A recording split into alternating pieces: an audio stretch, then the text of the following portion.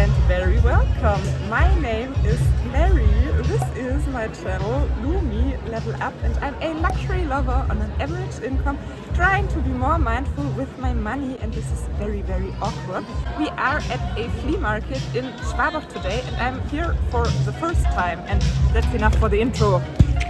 Sorry once again for a very weird intro. I really should get a microphone for my outdoor filming, and I should finally learn to get comfortable talking in front of the camera even if there are people around. As I said, we were in Schwabach that day, which has a very cute traditional old town. A friend of mine, Julia, who spotted the Hermes coat at the flea market in Nuremberg, stated that the Schwabach flea market is very similar to the one in Nuremberg, so of course I had to check it out and see if I would find any luxury gems, luxury bargains there as well. So stroll around with me in this flea market vlog, and at the end of the video I will share my haul with you, cause indeed, of course, I bought some things. Same concept as in Nuremberg, the flea market takes place in the entire city, so it's a lot of walking and a lot to be discovered. We started off very strong with a pair of Valentino Rockstuds sneakers that I spotted. They were just 10 euros, so I got kinda skeptical if they were authentic, but actually they did look good to me, just the condition was not that good anymore and they were not my size anyways. So it wasn't a hard choice leaving them behind. There was a style from an optician as well who had some luxury brand designer sunglasses as well. Those Prada ones, for example, were 70 euro and they still had the regular retail tag of 279 attached. I'm currently not in the market for new sunglasses, but for sure you could have found some designer ones at that style for outlet prices, I would say. Schwabach did not have as many luxury items as Nuremberg, but for sure you could find some. Those Prada pumps were 30 euro and they had some Miu Miu and Ferragamo ones as well, unfortunately not my size. I spotted a brand new Coach carry-all bag, but the seller still asked for 200 euro, and I think for that price point you might even get it at the outlet. For a second my heart skipped a beat when I thought I spotted a vintage Moschino bag, but I think it was not authentic. Maybe you cannot tell from the outside, but trust me, I looked inside of the bag and I was very sure about that. I was quite surprised by how many Louis Vuitton bags I saw at the flea market, unfortunately not being sold but just being worn, which to me was kind of a sign that in Schwabach the people are not experts on flea markets, because you try to stay more undercover, underrated, to not hike up the prices with wearing luxury logos. At least that's always my strategy. I found a grey Michael Kors camera bag, but the condition was already quite bad and the seller still asked for 25 euro on it. Little regret here that I did not even ask for the price on this vintage Ralph Lauren blouse, cause I kinda liked it. And maybe it was a steal.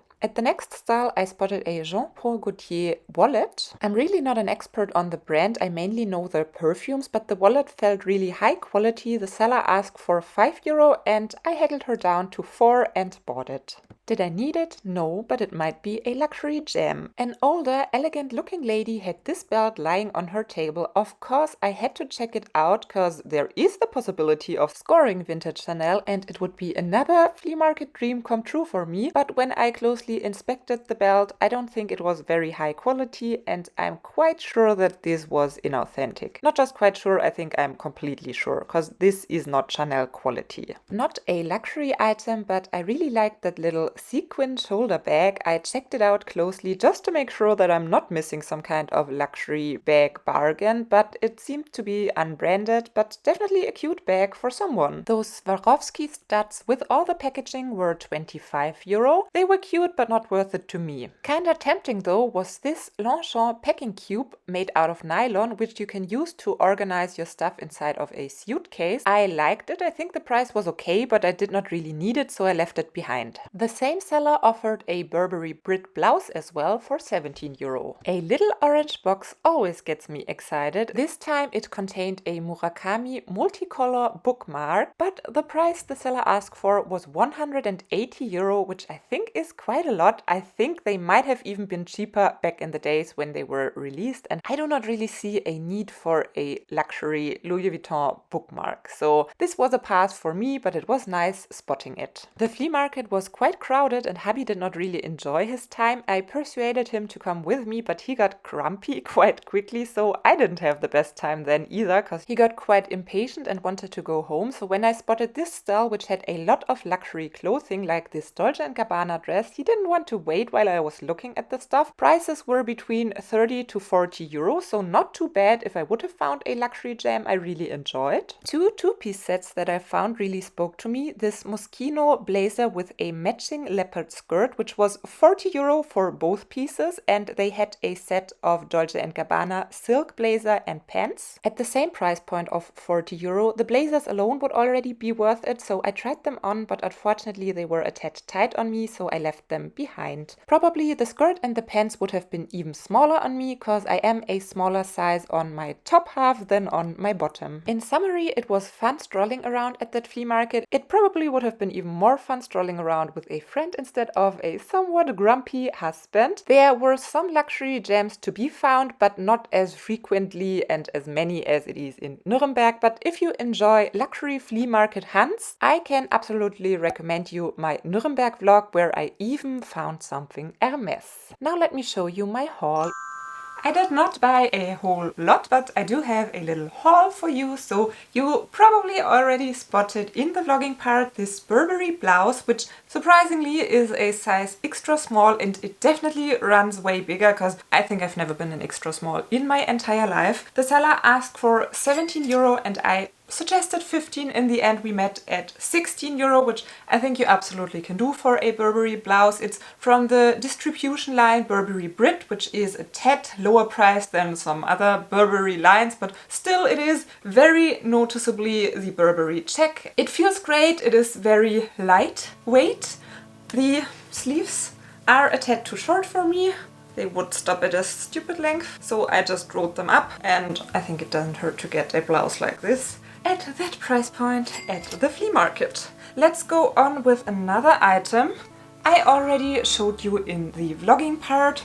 This is a Jean-Paul Gaultier wallet. It felt high quality to me right from the start, but as I already mentioned in the vlogging part as well, I'm not an expert on the brand. I think I never owned anything except perfume, but since the seller only asked for 5 euro, I haggled her down to 4. I was willing to give it a shot, and when I did some research at home, I realized that there are at least those style of wallets being sold. I don't think it is a brand that gets replicated a lot, even though these days nearly everything gets replicated, but I think it is an older style as well. So not entirely sure yet if I will keep it or if I'll end up selling it. If I end up selling it, of course I will get it authenticated before I do so, but for now I think it doesn't hurt to get a little probably luxury wallet for 4 euro. Then a little random bip and bob.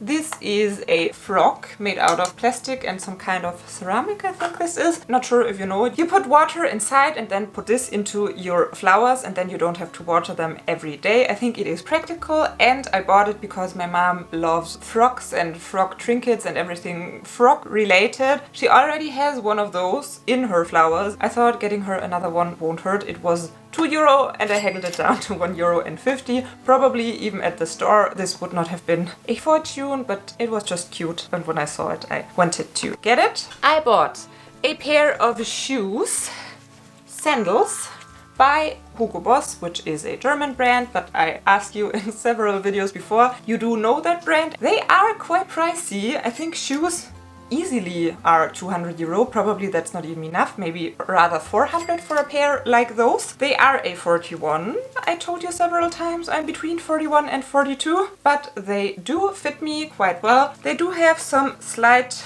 signs of wear, especially on the heels, but the seller asked for 5 euro. Once again, and once again, I haggled the seller down to 4 euro, and I think you really can't go wrong with Hugo Boss shoes for 4 euro. We already made it to the final item, so I did not get the Louis Vuitton bookmark, no surprise here. I did not get the Swarovski earrings. This is an item I did not show you in the vlogging portion, which is, ta-da, a leather bracelet by the brand Cucinelle, made in Italy.